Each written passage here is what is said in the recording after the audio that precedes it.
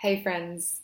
So, we're going to get a little bit deep and open up a dialogue that perhaps is completely new for you, or perhaps you're a fellow weirdo like me and like this kind of thing. So, essentially, I've had a few questions over my time in the UK in November. That's my dog, Spud, by the way. What's up, Spud?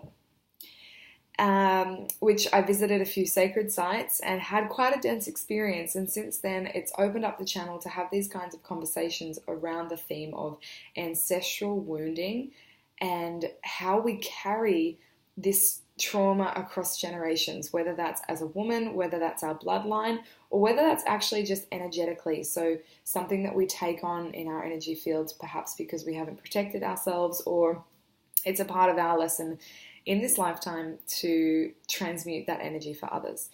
So stay with me. Some of these ideas and concepts might sound a little bit far out, and while I am also a complete newbie to this, I'm not going to say that I have all of the answers whatsoever.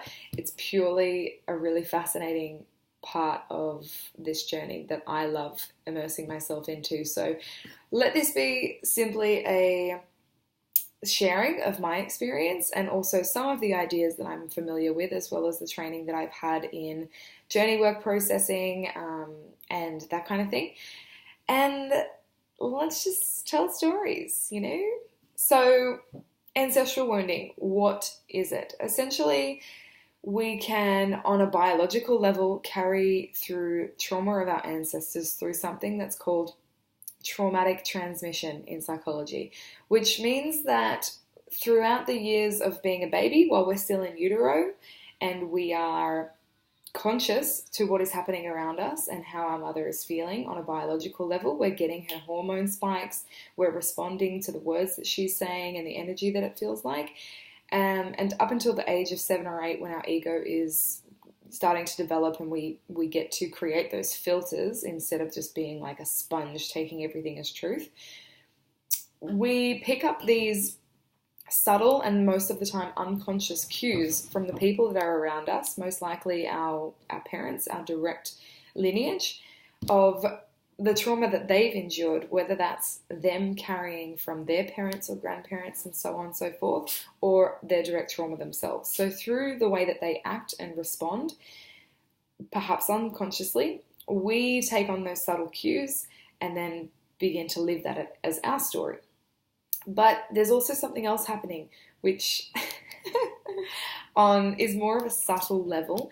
But if you have tasted this kind of expression, you will know what I'm talking about. So I'll tell my story as soon as I've explained this, which is a little bit fun and weird, and I like that I can create more of a space to story tell instead of just share on Instagram. So stay with me.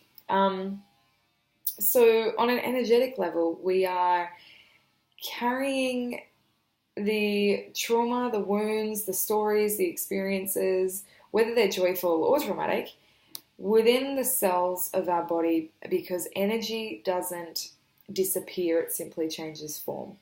So there's a lot of indigenous tribes that have a belief that we can affect up to 7 generations back and 7 generations forward.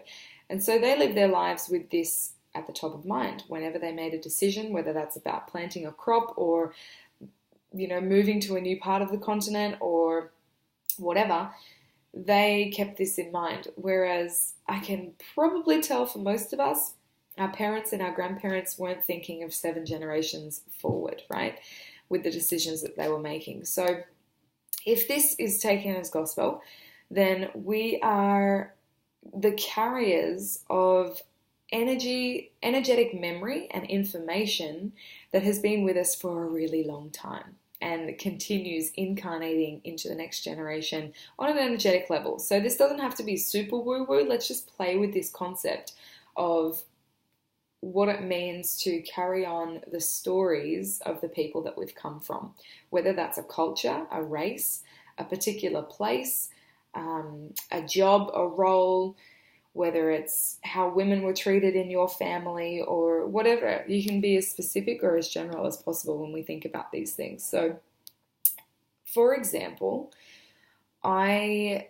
have always felt a connection to loving the earth. As a kid, it was really natural for me to collect rocks and save jelly beans as magic beans and believe in magic. And I really loved fairies and witches and loved crystals and all that kind of thing. And so before I became a teenager, where that was kind of beaten out of me because it was a bit weird, that come very naturally to me. And I'm sure you have things in your childhood that come very naturally to you without much thought. That's just how it was. That's what you were led toward. And the way I see it is that there's a reason we were led to these things. And these are really beautiful guideposts as to what we're here in this lifetime to share as our natural gifts.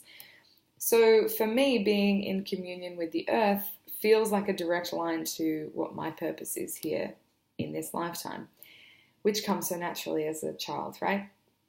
And when I visited Glastonbury recently in the UK, which is a renowned New Age spiritual hub of the planet, which I visited purely on a whim because my soul just wouldn't shut up and told me to go there. So even when I got there, I had no idea what I was doing there. But the moment I stepped off the bus for the next 5 days, there was an energetic hand around my neck and my voice changed. It was croaky. I couldn't breathe as deep. It felt like I was literally being choked. I didn't sleep, and every time I did sleep, I had nightmares about being burned at the stake, and the density of the land there for me was really intense. So I had a lot of conversations about this with close friends and also strangers while I was there and traveling, and the tie throughout was this same response I got, which was, oh, you must have some pretty deep roots here, or some ancestral memories, or some, energetic experience that hasn't really ended well or been cleaned up. And so it's your job now to clean it up, to clear it, to transmute that darkness or density or fear into light. You having a fun time, mate? Hey. So aside from the hand around my neck and experiencing like I was literally being choked and burned at the stake, which wasn't pleasant, I visited a few sacred sites, one being the White Spring. If you haven't heard of this, Google it. I actually don't even really know much about it. I simply have read about it in Rebecca Campbell's books, Rise is to Rise and Light is the New Black, and that was the only information I had before booking this big trip. And it's a place where people come to purge, to release, to leave tokens of their life behind, to almost approach this ritualistic energy of letting go. And as soon as I entered the White Spring, which is pretty much an old pump house, so it's like dark and the floors are wet and there's these big wells, all I could hear in my head was high-pitched screaming, and it was so intense that I couldn't stay very long. It just got really exhausting and really loud, and it was a really interesting experience for me because I was completely sober. I was by myself. There was no funny business going on. It was just my direct experience of what it meant to be on that land and in that space. So ever since that, I was kind of curious about unpacking more of this ancestral wound, learning, oh, well, what even happened? What happened to my family before they immigrated from England to Australia? What happened to the other side of my family as Australians, as descendants of convicts coming on the ships? What were their traumas? And thinking about it all of this way to just give my mind a bit more logical understanding as to some of the experiences that I was having and continue to have, so that I could then allow myself to transmute that energy without needing to go overly analytical, and instead just going, okay, this is my journey. I'm in this lifetime now because I have the awareness, the freedom, the privilege, the capacity to be an expressive, free woman, which not many generations before me have ever had the chance to be. This is my chance now to bring light to where those areas have been dark. So another piece of this I want to mention is the piece about coming home. and this feeling of being at home. So I'm sure everybody watching this has had an experience somewhere far away from where they're from that feels like home, that your whole body just exhales and settles into and relaxes into and clicks into place. For me, the first time I put my feet in red dust on the west coast of Australia was a true homecoming. And coming into England, I described it the same way, but in a way less pleasant way. It wasn't pleasant. It felt like home, but a really dangerous, unsafe home. There was a familiarity, which to my cells were like, ooh, we remember being here. Whereas to a few more pleasant places that I've had this homecoming, and that I've heard a few stories from you guys around this homecoming, is that it feels really lovely. And you're like, oh, I've definitely been here before. This just fits. This just suits me. And this is such a fascinating concept, because I truly do believe that those places that feel like pinpoints on a map that you've been there before, you probably have. And what would be the worst thing if you believed that? It's time that we bring a bit more enchanted, magical imagination and curiosity and wonder and awe to our world, because we've been stuck in this very masculine paradigm for a really long time that has needed hard science and rock cold truth. But the soul knows what truth is in those moments where you come home, in those moments where you expose a pattern that isn't even yours, that you've been carrying. So how do we actually transmute all of this information where we go, oh, that was really weird, but let's just dismiss that, or I had this experience, or I've got this block in my life, but it doesn't feel like mine. For example, think of a fear that you have that might be quite irrational, perhaps, to your daily life. For me, I've got a mad fear of drowning, and it plays no rational purpose. I've never had a near-death experience in the water, even as a kid, and I've dug deep, and every time I get to the same place, which is that I've drowned at some point, and that's in my cellular memory. So how do we actually heal this stuff? First, it's opening up. It's allowing all of the mind to just completely step aside and go, let the body speak, let the heart speak, let the soul speak, let the spirit speak of what's really true for us, because we are hungry for a deeper, more ancient wisdom to come back, and to how we can process with more ease is just simply letting the body show us. So where are you holding tension? Where are there blocks in your life that you can't seem to work your way around? Is it your ability to make more money? Is it your ability to experience more pleasure and joy? Can you feel a literal block in your throat because you're unable to express yourself? What are the blocks that are showing up in your body and your life that you can tend to by simply giving your attention and pure presence to them? And this is where my work comes in of the everyday, which is simply becoming emotionally intimate with those inner landscapes, because none of it is yours. It never was. But your responsibility now is not to look so far backwards for the point of blame or shame or guilt about the stories and the trauma and the beliefs that you might have been carrying, whether they're yours or someone else's, but to instead take your ownership as a masterful creator right now, as somebody who can transmute that dark energy, that dense energy, that stagnant, stuck stuff that is taking up space, into spaciousness, into light. So, I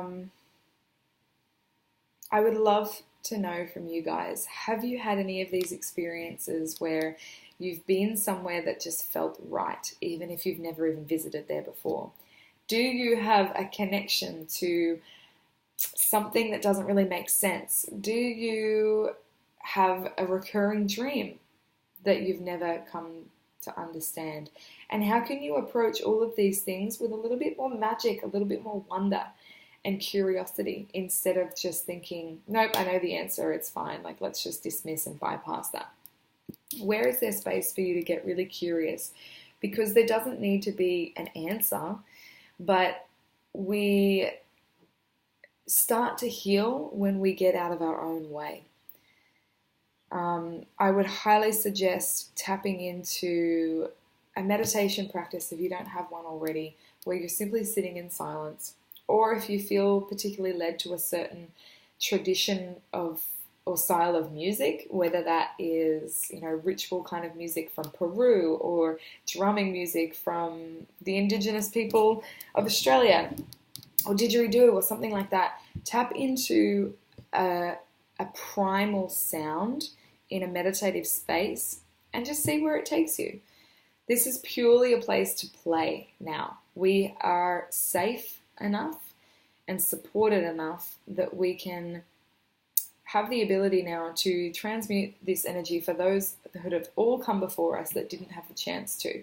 And for our own selfish reasons, transmute that energy so that it is completely transmuted and no longer is hanging out in our energy field or the fields of others, so we're not passing it on to the generations that come after us, but so that we have access to more resources, more abundance, more pleasure, more joy, more fun, and also reconnecting to the land, to our roots, and remembering our humanness. Because that's the whole freaking point. We might be made of stardust, but we came here for a reason. And I know that if you're watching this, you are a very powerful creator. So it's time to act like one. If you have any questions around ancestral wounding, if I opened up a can of worms for you, if you'd like to learn more about a very specific topic, please let me know. I'd love to do these little drop-in vlogs every now and again and talk about some of the stuff that I might not be able to transmit through Instagram or a story or something like that. So would love to know your thoughts. Thank you so much for being here, and I wish you a mountain of miracles.